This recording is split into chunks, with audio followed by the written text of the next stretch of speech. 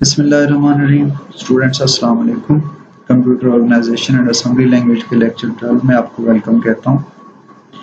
Last lectures में हम basic operations जो है वो सीख चुके हैं, जिनमें arithmetic operations, increment, decrement, comparison operators ये सीख चुके हैं।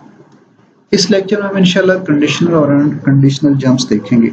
ये बिल्कुल हाई लेवल लैंग्वेज में मौजूद इफ एल्स स्ट्रक्चर की तरह हैं।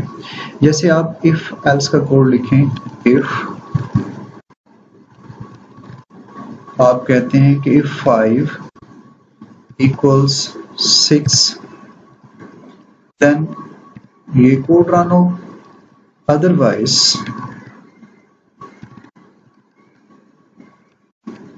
ये कोड रन हो। यहाँ जो इंस्ट्रक्शंस हैं तो इसमें देखिए कंडीशन जो है चेक हो रही है। अगर ये कंडीशन ट्रू होगी तो कंट्रोल यहाँ से एग्जीक्यूशन स्टार्ट करेगा, और अगर ये फॉल्स होती है तो ये सारा ब्लॉक छोड़ के एल्स का ब्लॉक जो है वो एग्जीक्यूट होगा।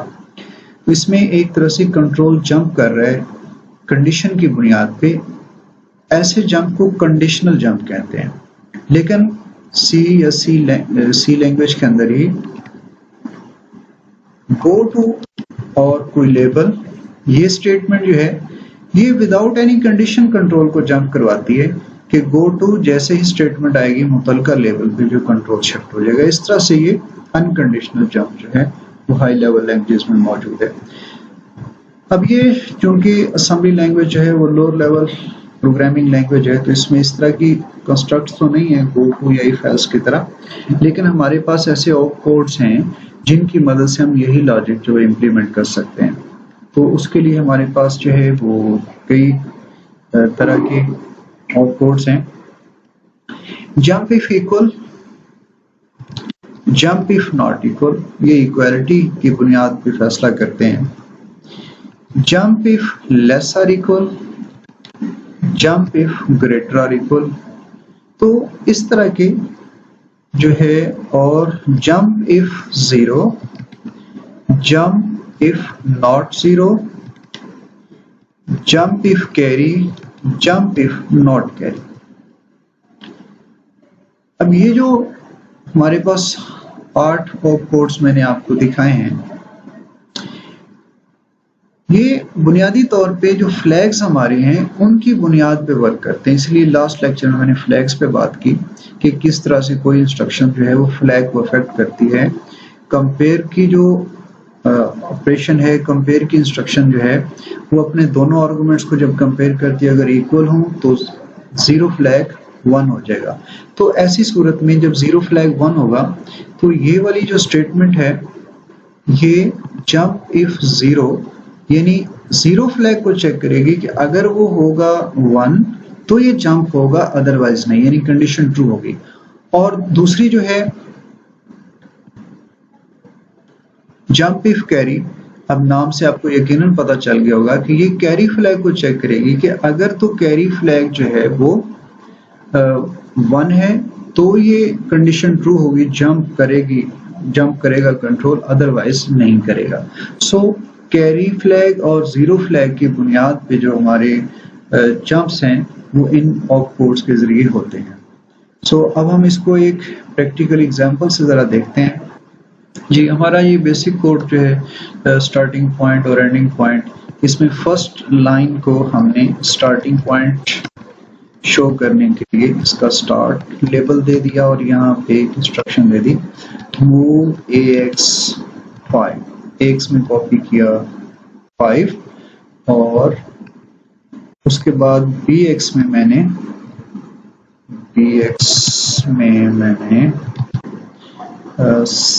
4 मूव करवा दिया, और उसके बाद मैंने इनको सब्ट्रैक्ट किया AX, BX। सब्ट्रैक्ट करने के बाद 5 - 4 आंसर 1 आएगा। और यहां मैं चेक करता हूं कि अगर ये इक्वल थे, jump if zero, zero flag की बुनियाद से मैं इसको चेक करता हूं। जो ये करेगा कि अगर जीरो फ्लैग सेट है, इफ जीरो फ्लैग 1 यानी सेट है, तो फिर ये जंप होगा, अदरवाइज नहीं। जंप इफ जीरो, अच्छा, अब जो है आपने काम क्या करना है, यहाँ हम एक और लेबल लगाते हैं कि अगर तो जीरो फ्लैग 1 हो तो यहाँ जाए जीरो केस, मैं इसको कह देता हूँ जीरो केस, जी केस कहता हूँ, थोड़े से जी केस, और यहाँ पे इंस्ट्रक्शन देता हूँ एड, इंक्रीमेंट कर देता हूँ इंक्रीमेंट bx, तो जो bx में वैल्यू वो इंक्रीमेंट हो जाए। और अगर जाहिर है अब यहाँ अगर ये जीरो होगा तो ये यहाँ आ जाएगा, ये लाइन नहीं चलेगी, ये एक तरह से एल्स ब्लॉक बन गया जो हमारे इफ के साथ लिखा होता है। सो ऐसे केस में ये डिक्रीमेंट कर दे bx को। तो ये जो हमारा छोटा सा प्रोग्राम है ये करेगा कि ax में 5 कॉपी करेगा, bx में 4 कॉपी करेगा, फिर इन दोनों को सब्ट्रैक्ट करने के बाद जीरो फ्लैग की बुनियाद पर डिसीजन लेगा कि मैंने इन दोनों इंस्ट्रक्शन में से कौन सी एग्जीक्यूट करनी है।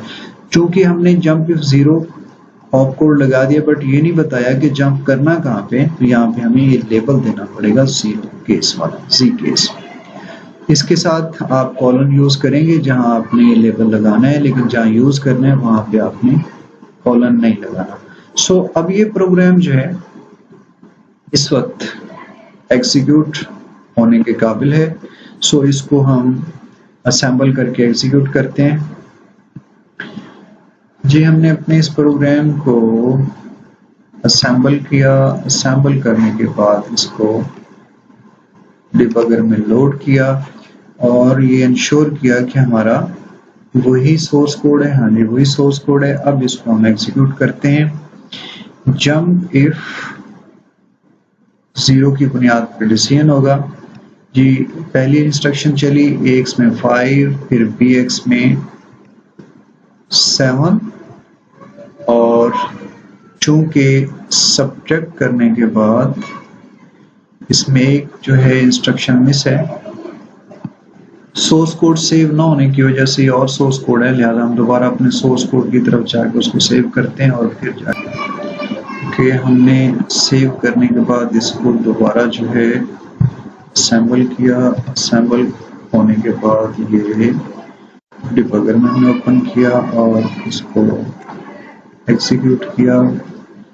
ax में 5, bx में 4, जब इनको हमने एग्जीक्यूट किया तो चूंकि 5 और 4 इक्वल नहीं थे, इसलिए जो हमारा रिजल्ट था उसके मुताबिक आंसर 1 आना है। जीरो फ्लैग स्टिल जीरो है।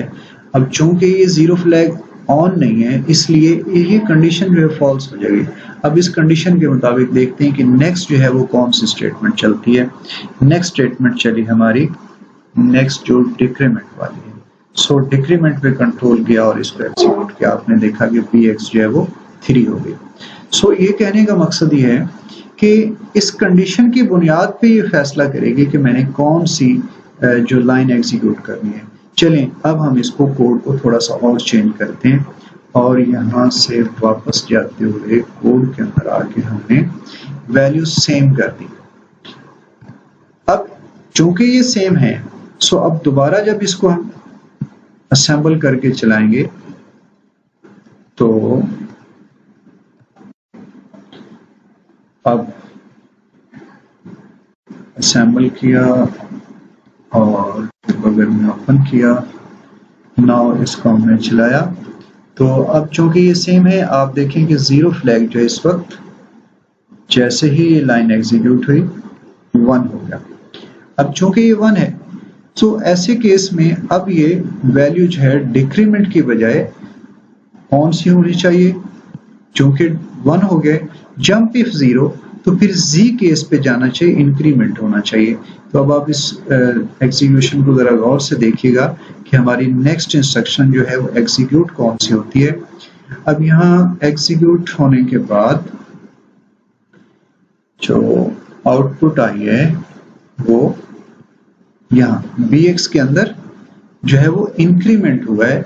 इंक्रीमेंट पे हमारा कंट्रोल गया, डिक्रीमेंट वाला स्किप हो गया। सो 6 इस तरह से हमने देख लिया कि ये वाला जो केस है ये अगर फॉल्स होता है तो फिर तो वेरी नेक्स्ट स्टेटमेंट चलती है, और अगर ट्रू होता है तो फिर जो आगे लेवल लिखा होता है उस लेवल पे जो है कंट्रोल अपनी एग्जीक्यूशन है वो स्टार्ट करवाता है। इस तरह से ये इफ एल्स की जो लॉजिक है जो हमारी हाई लेवल प्रोग्रामिंग लैंग्वेज में यूज करते हैं वो इम्प्लीमेंट होती है। अब हम इस चीज को थोड़ा सा और दूसरे रुख से भी देखते हैं। एक तरह से हमने ये चेक किया है कि if first argument is equal to second argument, but अगर हम ये कहें हमारा जो डिसीजन हो वो ये हो कि वो ना इक्वल हो, अब 5 और 6 इक्वल नहीं है, तो फिर हम ये jump if not zero, jump if not zero से भी वही होगा कि अब ये ऑपरेशन जो है वो परफॉर्म होगा, और अगर वो इक्वल नहीं है, जीरो नहीं है, मतलब तभी होगा जब इक्वल नहीं होंगे, तो फिर ये जाएगा जी केस पे, अदरवाइज नहीं। अब इसके बाद जो है हम जंप इफ इक्वल देखते हैं। जी हमने प्रोग्राम को मॉडिफाई किया, थोड़ा सा चेंज किया ताकि आपको एक डिफरेंस पता चले। Move AX8 and move BX7, यानी वैल्यूज चेंज कर दी मैंने, और सब AX BX jump if equal इस लेवल पे जाना है। अब इस चीज को गौर से देखिएगा, ये वाला जो हिस्सा है कि जंप इफ इक्वल का जो हिस्सा है वो सब के बाद जंप इफ इक्वल आता है, और जब हम इसको डिबगर में असेंबल करके ओपन करते हैं तो आप देखेंगे मैंने इसको क्विट किया और दोबारा मैंने इसको असेंबल किया, असेंबल करने के बाद इसको किया। अब आप देखिएगा कि सबके बाद जो जंप इफ इक्वल की स्टेटमेंट थी, और अब जो है वो इंस्ट्रक्शन जो है वो जंप इफ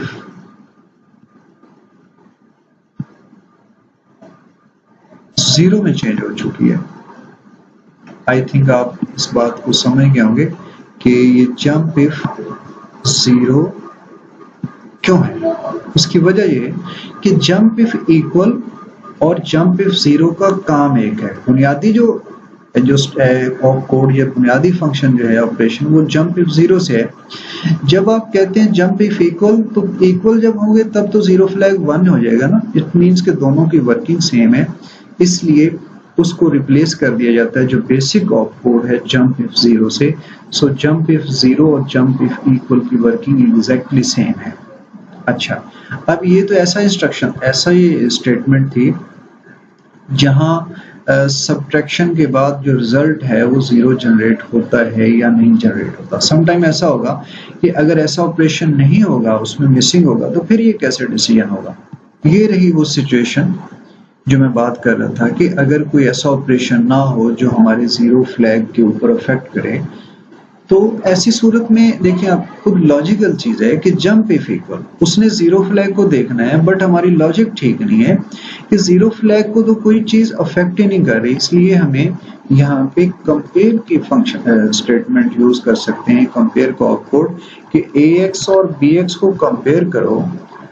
अब इस कंपैरिजन के नतीजे में जीरो फ्लैग ने अफेक्ट होना है, अगर इक्वल हुए तो फिर डेफिनेटली जीरो फ्लैग ऑन हो जाएगा, अदरवाइज वो जीरो रहेगा। ऐसी जो है स्टेटमेंट आनी चाहिए जिससे हमारे जो हम कर रहे हैं फंक्शन, जो हम कर रहे हैं ऑपकोड यूज, उसके मुतलका रिक्वायरमेंट पूरी हो। जीरो फ्लैग को ये चेक करिए तो जीरो फ्लैग पे इफेक्ट पड़े, अदरवाइज फिर बाय डिफॉल्ट जो वैल्यू पड़ी होगी वो उठा ली जाएगी और उससे जो है हमारा रिजल्ट जो है वो अनवांटेडली कोई अनएक्सपेक्टेड आ सकता है। हमारी लॉजिक जो है वो बेहतर होनी चाहिए कि कोई जो आप कोड यूज कर रहे हैं उससे मुतलका उसको प्रॉपर इनपुट लेने वाली कोई चीज पहले मौजूद हो।